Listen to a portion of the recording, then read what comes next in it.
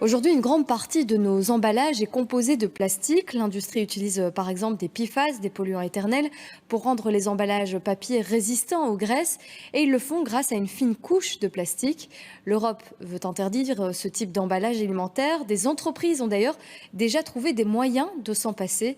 On voit cela avec Aline Delvoye et Jérémy Dessal qui se sont rendus dans l'une d'elles, près de Lyon.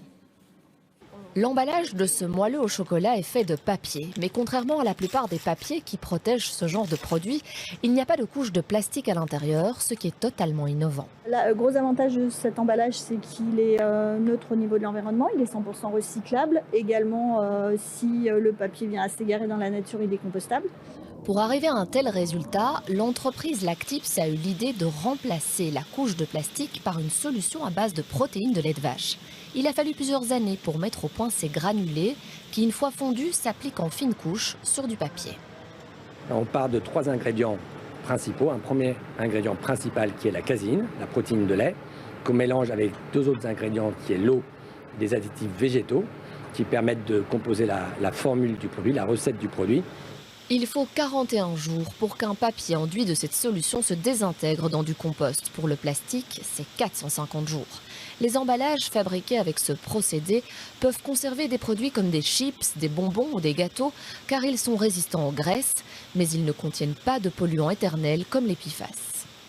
L'avantage de notre emballage, de notre produit, c'est qu'il est soluble dans l'eau. Donc dans la filière de recyclage du papier, notre produit disparaît totalement dans l'eau, sans aucune pollution. Mais la contrepartie, c'est qu'on ne peut pas emballer des produits humides, parce que notre produit disparaîtrait dans ce cas-là.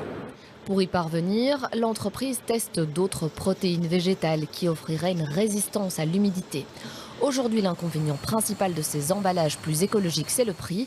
Ils coûtent en moyenne 9% plus cher que ceux fabriqués avec du plastique. Bien sûr, il y a un impact coût qui est là. Et il faut que les pouvoirs publics, via les réglementations, agissent et nous permettent, nous, de développer ces filières. Les nouvelles réglementations européennes anti-plastique et anti-PFAS inciteront sûrement l'industrie à se tourner de plus en plus vers ce genre d'innovation.